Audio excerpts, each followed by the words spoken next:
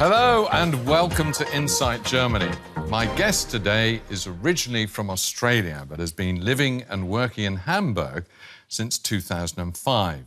Simone Young is one of the world's great conductors and for the last 9 years has been general manager and music director at the Hamburg State Opera and chief conductor of the Hamburg State Philharmonic Orchestra. Welcome. Thank you for your time, because you're also the city's general music director. Does that make it 3 jobs that you have? It's a gloriously old-fashioned title that dates back to the time when there, in fact, was only one orchestra in the city before the radio orchestra joined us. And but yes, it is really 3 jobs. I'm general manager of the opera, as well as being the chief conductor of the opera and the chief conductor of the Philharmonic, which is the orchestra that plays for the opera and ballet, but has its own concert series as well. Being the conductor of the Philharmonic is sort of clear, but general manager of the opera, it sounds like a desk job. Is it? It's partially a desk job because you are responsible, as general manager, you are responsible for the budget controls of the entire artistic programme of the company. But I stress the artistic programme. So my budget responsibility comes down to the ensemble, the orchestra, the chorus, all the artistic staff, but also the direction teams. So when we build a new production, the material costs of the production, the material costs of building the sets, of building the costumes, all those sorts of things. So it's a big budget, and basically the buck stops on my desk. But I have a fantastic team that make it doable, because otherwise I'd never sleep. I sleep very little as it is. But, I mean, you're saying there, I mean, I'm imagining those are advantages because you can really work it all out, but are there disadvantages too? I mean... Sure, there are disadvantages in that there's more a fight with myself over the allocation of my own time. There's many a time when I would rather be spending another hour studying a particular score, which I have to conduct the next morning, rehearse the next morning, or conduct the following week. And instead I have to spend an hour discussing problems with the the workforce committee who are having difficulties about the use of televisions in the building, or rehearsal studio facilities that have to be re-examined, allocation of rooms, all those sorts of really boring, banal stuff that, however, goes into the running of a successful opera house. OK. There's quite a tradition. I mean, you're from a relatively young country, dare I say it, Australia, but Tchaikovsky conducted at his own music. Mahler, I believe, is staring at you from the taxi stand outside the Opera House. He conducted there. Klemperer. I mean, do you feel the weight of history on your shoulders? Well, absolutely. I stepped into the line of music directors in Hamburg, which includes, as you say, people like Klemperer, Joachim, out from more recent times, Horst Stein, who was a wonderful conductor. It's a long history. I mean, Brahms was associated with the orchestra. Go back to Baroque times, and Handel was a young conductor in Hamburg, and actually wrote an opera, Almira, which we're performing later this season. Yeah, it's an incredible history, and for somebody who basically grew up on the beach in Manly, it's a little bit like stepping into a history book and suddenly finding yourself part of it. On the other hand, it is the musical tradition that I've spent nearly the last, or close to 30 years working in, and it's a musical tradition in which I feel completely at home. I've been thoroughly eingedeutscht, if you like. I've been thoroughly Germanised. And how were you accepted by the musicians when you arrived in charge? Was it good for you? I know you'd been there before and maybe they'd... When I arrived in charge in 2005, it was a very happy time.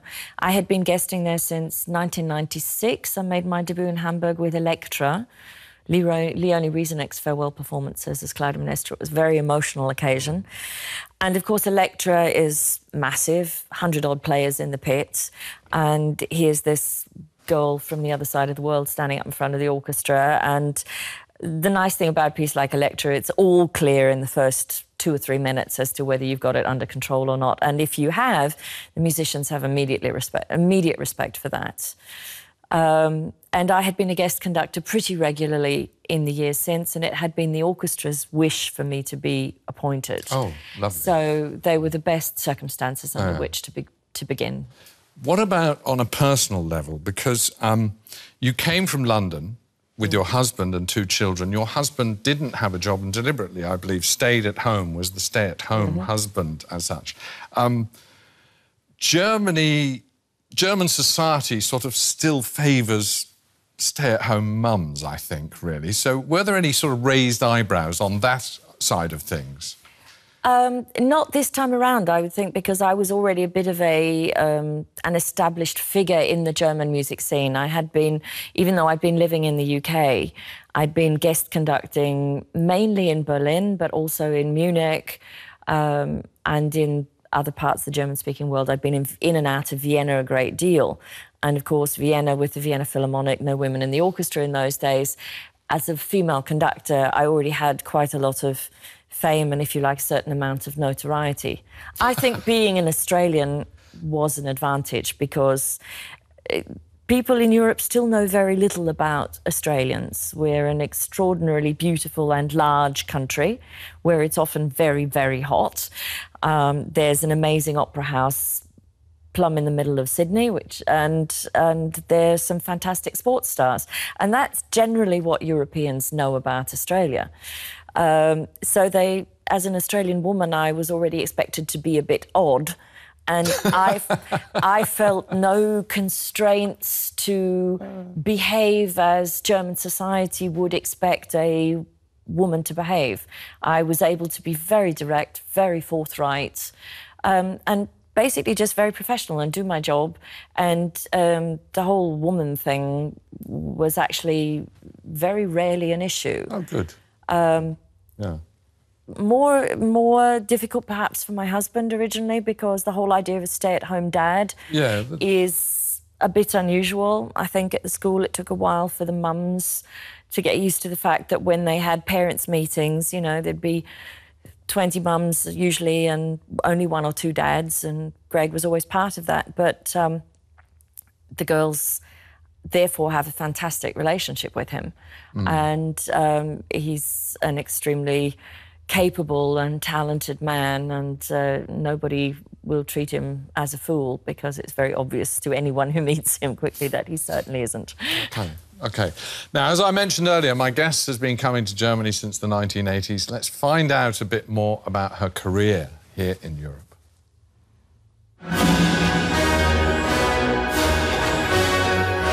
Passionate, spirited and full of verve, Australian conductor Simone Young at work. A scholarship brought her to Europe, where she became the assistant of world-renowned conductor Daniel Barenboim. Soon Young started working with the world's leading orchestras in Vienna, Bayreuth, London and New York.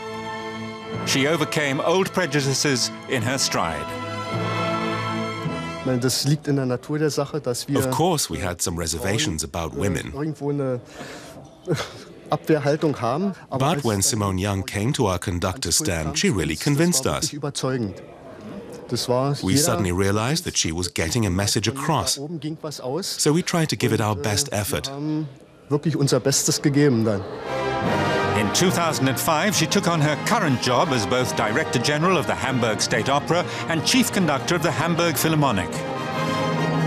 The musicians are full of praise for their conductor. All that matters is what we get from up there. And if the aura is there, everything goes well.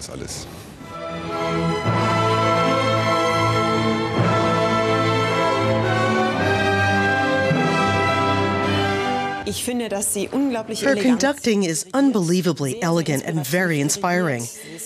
She's a fascinating and very personable woman who could be charming and kind, but who also commands respect. She demonstrates those 2 opposing qualities very strongly. It's been an eventful tenure. Simone Young and the Hamburg Philharmonic worked together on a program which successfully combined contemporary music performances with the traditional repertoire of classical music. They embarked on some unusual projects too. In 2009, Simone Young led the orchestra from the tower of Hamburg's famous St. Michael's Church. A citywide performance of Johannes Brahms's Second Symphony. The musicians followed her lead on monitors in 50 different locations.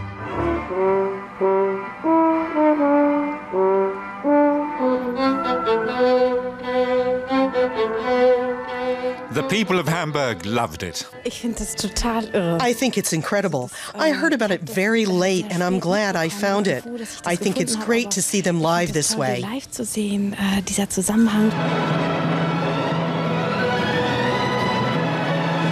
2015, the final curtain in Hamburg beckons.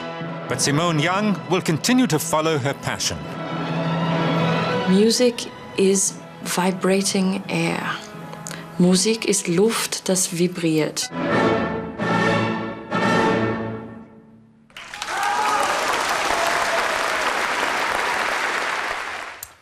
Now, that concert back in 2009, conducting at the top of the tower, I wonder what did you hear? I mean, were you just waving your arms in hope? Or what did you have something coming back to you from all the musicians? OK, how we worked it out technically, because as you can imagine, it's a logistics nightmare. Everybody was dealing with playing into webcams, being recorded, and at the same time following me on a monitor. So you're getting 50 different feeds from around the city. What we used as a basis was our own recording of Brahms 2, which we had recorded not long beforehand. So I actually had my recording with my orchestra of Brahms 2 playing, but if you can imagine, people think you conduct with a recording, but in fact, because I was having to give an impulse ahead of the sound, because you conduct ahead of an orchestra's response, fractionally ahead, but still just slightly ahead. I was having to basically conduct ahead of my own interpretation of the Brahms recording, always just minimally ahead, which of course is a very imprecise science. And then of course we got these various feeds. The idea of the whole thing was we are the orchestra of the city, and we wanted to put the orchestra out there in the city and get the city to know its orchestra. There were 10,000 people out on the streets night. I was going to say, it certainly got the response. And you've answered almost my next question. When I go to a classical music concert, I want to ask you about conducting, the actual physical thing of it. I get the impression, and I'm transfixed by the conductor, I must say, whoever it is, I get the impression the downbeat is ahead. And that's the case, is it? You conduct... How do the musicians... I mean, how do the musicians... They know you're slightly ahead, then, do they? They know you're slightly ahead. OK, to really put it in a nutshell, the essence of conducting is actually far more about the upbeat than the downbeat, because the upbeat is the breath that gives the impulse for the sound. If you think as a singer, you can't just go make a tone. You actually have to take a breath to make the tone. So, in fact, that breath, and it's the same as a violinist, you don't just stick the bow on the string and pull. You actually have to prepare the sound. So a conductor's upbeat is the preparation for the sound. So, in fact, I could give an upbeat and then stop, and the sound would still happen because the preparation has taken place.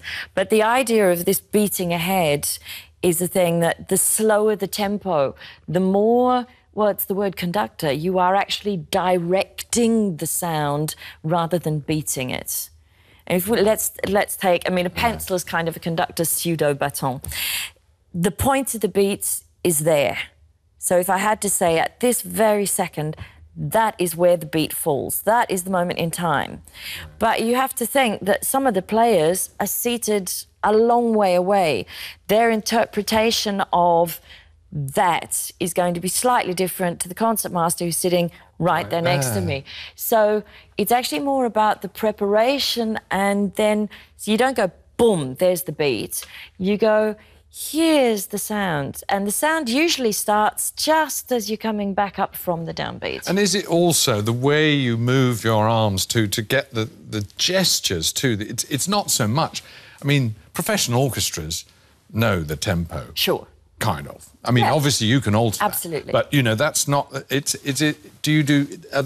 Does your orchestra sort of know, oh, when Simone Young does that, she means play more romantically, or... We often talk in the industry about conductors having hands. It seems like a bit of a silly thing to say. Of course, conductors have hands. But when we talk about hands, we mean hands that are expressive. We mean hands that make a gesture. If I'm conducting something... let's take Ride of the Valkyries, which we just heard a little bit of. It's very powerful, muscular, rhythmic music. Yum-pa-da-da-da, yum-pa-da-da. Muscular movements in the arms, a point to the beats in the hand. Yes, I see. It's quite strong.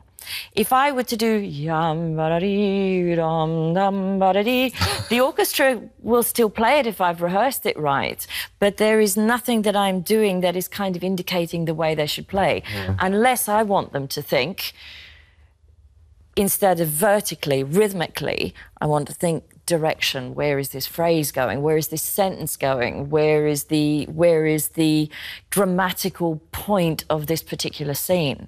That's what a conductor's thinking about all the time, not 1, 2, 3, 4. That's the nuts and bolts. What you should, as a conductor, be thinking of is structure, span, direction, breath, colour, all those things, and you have to be able to show it here, because there isn't time in full rehearsals to say everything that you want to say about every bar. Can you practice conducting? I mean, do you practice in a mirror? No, you practice up in your here. head. You practice in your head. You look at a bar and you think, that didn't work yesterday. Why didn't it work? Think, well, maybe I need to prepare that upbeat in the trumpet better so that that's really clean, because that's what their colleagues in the trombones are going to respond to. It's really much more about analysing the kind of sound you want to make and then being able to communicate that to the orchestra so they make that sound. I always liken it to a choir. If you can imagine, a choir is singing the word moon. And half the choir decide to sing it with a plosive consonant instead. So it's not moon, it's boon. It might all begin at the right point, but half of them are going moon and half of them are going boon, and it's not going to sound together because the beginning of the sound envelope is different. It's the same with an orchestra. If you want the attack to be together, then everyone has to have the same approach to how the sound starts. Without getting too horribly technical. But it's about sound. It's amazing. It's very sophisticated. Let's go right back to the beginning. You were born in Australia, born in Sydney, of a musical family? Not at all. No. I'm absolutely the black sheep in the family. And was then... I hopefully did my maths correctly. When you were about 10 or 11, there was the landmark that we all know, you've already mentioned it, the Sydney Opera House came to being. That must have been an extraordinary thing. Did that inspire you? Was that anything to do with you taking the direction of music? Oh, I'm not sure if it was that specific, but certainly watching that building being built, as I did as a child. I mean, I grew up in Manly, which is a beach suburb on the northern side of the city, of the harbour. And one set of grandparents were there, and my uncles and aunts were on the southern side of the city. So every Sunday we would go across the bridge, and every Sunday I would look out of the car window and watch this extraordinary building going up bit by bit. Later on, when I became a music student at the conservatorium, while I was still at high school, I'd go to the conservatorium for composition lessons and theory lessons and so on. And I would take the ferry home. So I would go down to Circular Quay, get on the ferry, and what was the thing you looked at for the first 10 minutes was this extraordinary building. So, yes, I think it was...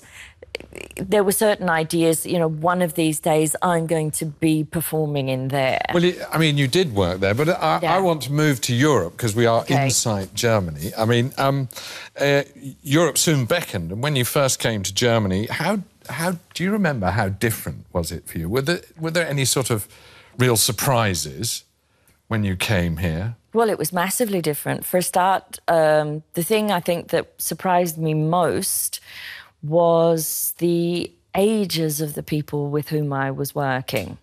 I'd cut the educational path a bit short in Australia in that I finished high school at 17.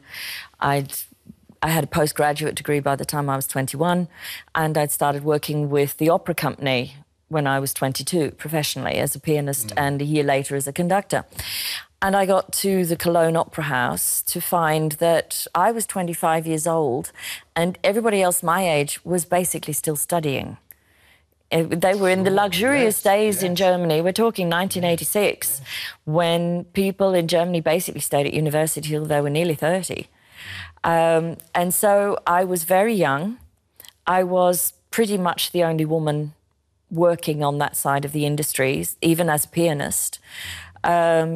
And I was an Australian. There were hardly any Australians around. Australians had traditionally always gravitated towards England, I guess because of the facility of the language and all the connections between the London scene and Australia. You spoke the language. I looked at some of this old material back then and I was thinking, I was listening. You spoke the language fluently. How did that come about? Well, I spoke the language quite well when I started in Cologne, and that came about because my very first experiences were, again, I was young, I was a woman, I was Australian, they were all strikes against, and I didn't speak very good German.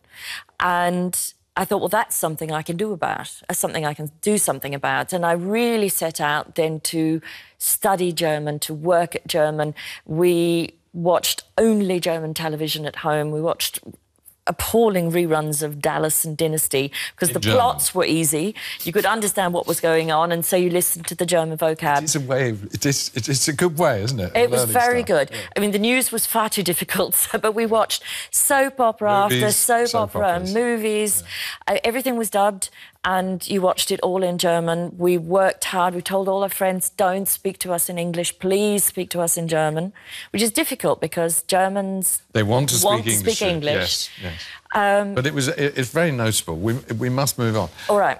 Australia managed to build its longest bridge 15 months ahead of schedule. Germany, which is famous for its engineering expertise, can't even get a new international airport open in Berlin, or it seems a concert hall in Hamburg finished on time, the Elbe Philharmonic Hall. I think my guest most probably thought she'd conduct in the hall before her contract finished. It's not to be. Simone Young will be leaving Hamburg in 2015. I'll ask her what's next later. Meanwhile, the Elbe Philharmonic is still not finished. Construction cranes are still part of the Hamburg skyline. It's now estimated that the Elbe Philharmonie will finally cost more than €500 million, far in excess of the original €77 million budget. The taxpayer will foot most of the bill. The mega project has been plagued by disputes and design flaws. At times, legal disputes put construction on hold. One issue was the hall's innovative roof. The construction firm expressed doubts about its stability. In the early stages, architects Herzog and Meuron and builders Hochtief did their planning separately. Later, the work was coordinated by City of Hamburg urban planners. Now, finally, the different parties are speaking directly with one another. Their first task is to synchronize their plans. Then the companies need to make decisions. In recent years, blueprints were constantly subject to change, which sent costs skyrocketing. Hamburg has pumped money into the project for the last time. Now the responsibility for costs and deadlines lies with the construction firm. Hochtief claims it won't make any money on the project and even predicts a small loss. But the company says it will complete the prestige project. I think the people of Hamburg will be and can be proud of their Philharmonie. On weekends, it's already a tourist magnet, and I believe the locals will quickly embrace it. We'll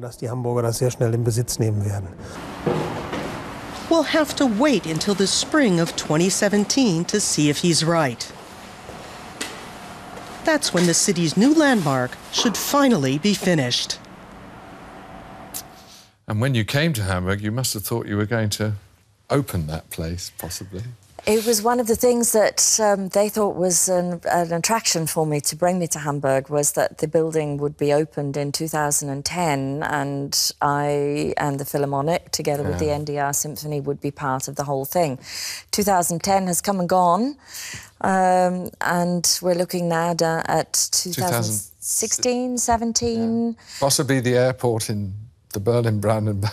Yeah. I mean, it's funny, isn't it? The German psyche has really been damaged by these things in a way, and that we know, we live here, we know the streets clean, things work, the trains are on time on the whole, and things like that. And yet this has really, I mean, what do you feel about it? Well, there's a wonderful story doing the rounds, which runs along the lines of the Bürgermeister, the Lord Mayor of Stuttgart, has a hotline to God and calls him and says, so when is my railway station going to be finished? And God, this is the Stuttgart 21. railway station has its problems as well. And God says, well, it's going to be at least another 10 years. And the Lord Mayor says, well, that's not going to be in my time as Lord Mayor, so, OK, won't worry about it. Berlin rings God and says, what's going to happen with our airport? When are we going to see it finished? And God says, oh, forget it. 10, 15 years if you're lucky. And the guy who's talking, well, I'll be out of office by then, so I'm not even going to think about it. And then on we go to Hamburg, where the Lord Mayor rings God and says, and what's the story with my Elbphilharmonie? And God says, oh, I won't be in office anymore then. Oh! All right, yeah, I think we'll... You get the picture. Yeah, I do. We have a questionnaire that we send our guests, and you very kindly filled it in, and one or two I want to ask you about. First of all, you put down, and it intrigued me, you put down as ingenious German invention, you put down as Windows. Now, I, of course, went to Google. I thought, did they invent Windows? I went to Google, and if you put in one of these search engines, Windows inventor, you get 5 million clicks on Bill Gates, of course. But what were you referring I meant these extraordinary actual windows that exist in every German building, that when they shut really well. They have these funny handles on them that you can tip. You can open it in one way and the whole window tips towards you just at the top. Or you shut it again and you turn the handle another way and the whole thing opens on that side and opens the whole window. I think they're brilliant and they don't exist in any other country. So I really think German windows, one day I will build a house and I will fit it with German windows. Well, you won't need German windows if you build a house in Australia, where you don't... No. Yeah. But I've lived in drafts for 35 years before I moved here, so that's true. Your favourite German word... we're going to have to explain this. I shall read it. Als der Dampfschifffahrtskapitänsmütze, which I've kind of translated as the Alster, which is the lake in Hamburg, the Alster steamer ride captain's cap. Yes. But the reason for this, I think, is... Well, I just love these portmanteau words that you can create in German, where you actually just take a sentence in virtually any other language, and by piecing bits of that sentence together, you create a word that makes the whole thing. My old favourite used to be Bankkontoauszugsermächtigungsschein, which is literally the piece of paper that gives someone the authority to withdraw money from a bank account. I think it's fantastic. Yeah. It takes an entire sentence in English and you do it all in one word. Well, of course, the Alster Dampfschifffahrtskapitänsmütze. And there's a version where you can throw the Kapitän's Frauensmütze, so it's the captain's wife's cap, into it. It's a famous word, it has to be said. It's a famous word, and it's very Hamburg. So, so I think that's why it's my favourite German word. Yeah, but it is part of the language, isn't it? They make up words, they join words together, which we don't. I mean, I suppose Schadenfreude is not a long word, but we have a whole sentence for it. Well, even kindergarten. Kindergarten, a garden for children. Garden for children. There are so many words. Actually, Mark Twain wrote some really interesting essays about the German language and about this habit of just piecing lots and lots of words together to create a new word. I think it's fascinating, and it's actually quite creative. You can end up being quite poetic by kind of creating your own words along this line. And very logical. I know you told me while that film was on, the baton is called a Taktstock, which is a beat stick. Exactly. It's the stick that gives the beat. It's actually an extremely logical thing. I mean, we could come up with a word for, you know, the television presenter's chair. Yeah. Maybe just one word in German. I need a whole string of words for it in English. Now, your favourite German actor is Gottfried John, and we've got a picture of him, which I don't seem to be able... Yes, we have a picture of him. Gottfried John, I say in German he's Gottfried John, actually. And I showed the picture because the name's most probably not known to our audience. But, there he is, there he is.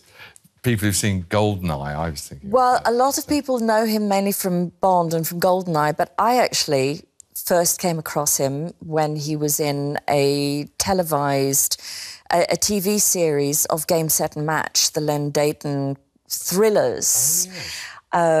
Set, well, it's Berlin... Is it Berlin Game, Mexico? I can't remember. They're all named after cities, but they're basically set in and around Berlin. It's the time of the Cold War. It's about an exchange at Checkpoint Charlie. And he's the German mastermind. And he was absolutely brilliant in that series. And we've been following him ever since. He is. He's a great actor. Good German characteristic. Do you remember what you wrote? Punctuality. And then, irritating German characteristic. Also punctuality. Yeah, hard to explain. I mean, I like punctuality. I'm basically a very punctual person myself. But I think what's irritating about punctuality in the German sense is the level of irritation and aggression that can arise completely out of proportion to someone being 5 minutes late. The amount of agitation somebody being late creates always strikes me as being very exaggerated. You know, the punishment doesn't fit the crime sort of thing. Also, it's partly to do with growing up in Australia, where it's very bad form to turn up to a dinner party earlier than 15 minutes after the time you were invited, because your hosts won't be ready. And so we got into a lot of embarrassing situations with German friends turning up at 7 o'clock for a 7 o'clock invitation to find us still in our work clothes and aprons and about to get under the shower. Right, good.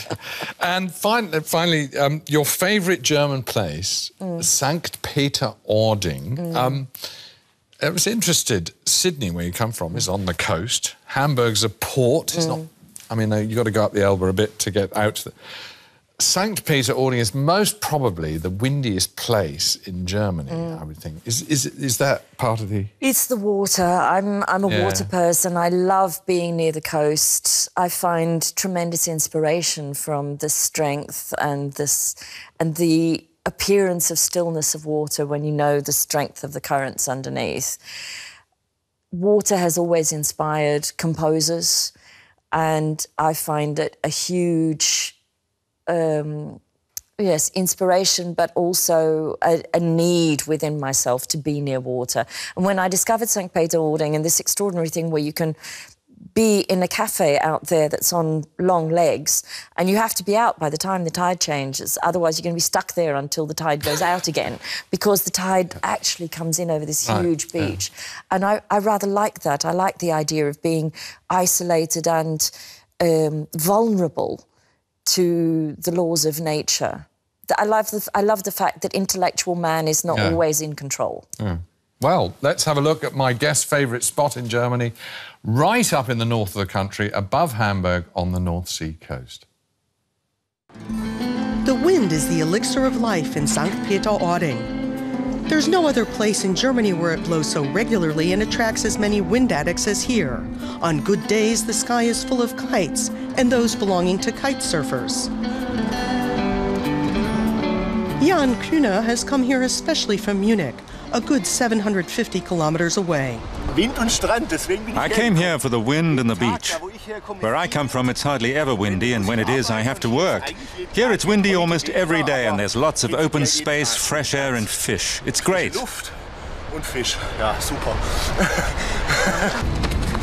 Horseback riders also appreciate the broad expanses. There's plenty of room for everyone, whether it's riding through the shallows or venturing inland. Several riding stables offer guided tours and provide an experience you rarely get elsewhere.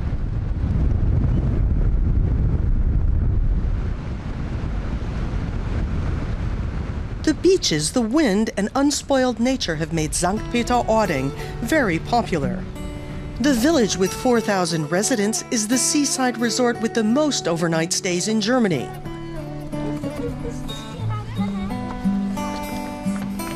When you're not riding or surfing, you can stroll through the town or bicycle into the salt meadows. But somehow you always end up at the beach, with the buildings on stilts typical of the area, which line the seashore and are washed by the water at high tide. You can find restaurants, bars, and even a sauna here. Sven Hara takes his land sailing pupils past the stilt houses every day.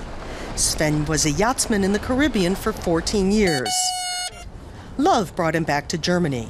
In St. Peter-Ording, he's made a hobby of his profession and taken over the land sailing school. He says there's nowhere else in Germany with such good conditions.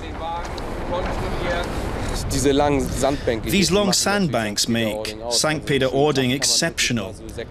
On a good day like this, you can see 6 to 8 kilometers. It's great. After a short briefing, the beginners start out on their own. On the hard sand, they can reach speeds of 50 kilometers an hour. Experts like Sven Hara can do up to 130 kilometers an hour, as he demonstrates.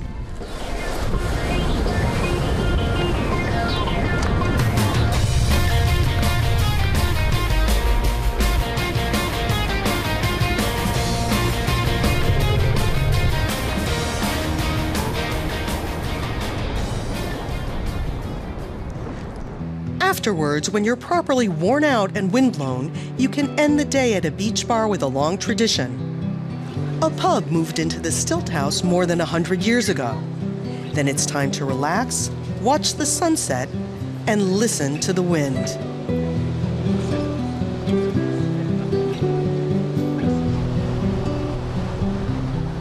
I'm definitely going. It's I love the wind, being an island person from England, yeah. And you said earlier, actually, in the earlier report, music is vibrating air. Do you hear music when you're up there? Always, yeah. Always. I love being alone in a windy, watery environment. I think it's extraordinary. And can you listen to music? Can you go to a concert and sit there and just fall into the music? Or do you look at the conductor, do you?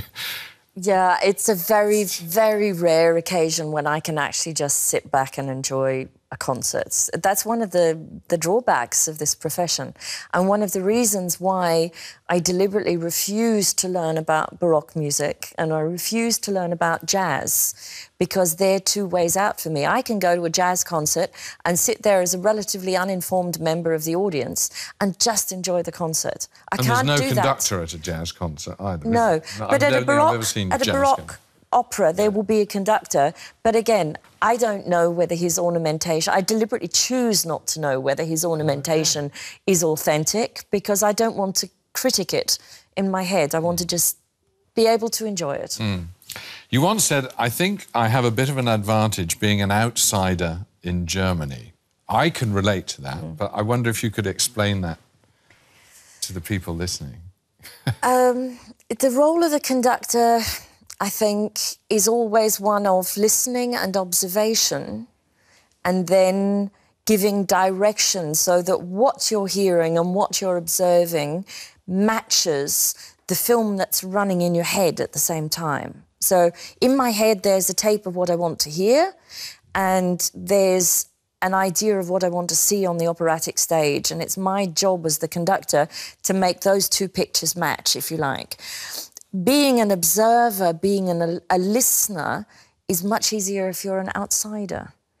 Yes. I stand on a train and listen to conversations around me, kind of not deliberately, but because I have learnt the language, those conversations have a different impact to me. I can't switch them off. That's all this information and stimulation coming at you the whole time. I think being an outsider can make you much more sensitive to your environment as well. We've said 2015, that's it for Hamburg. What's next? Well, the calendar's very full. I'm returning to the life of a freelance conductor.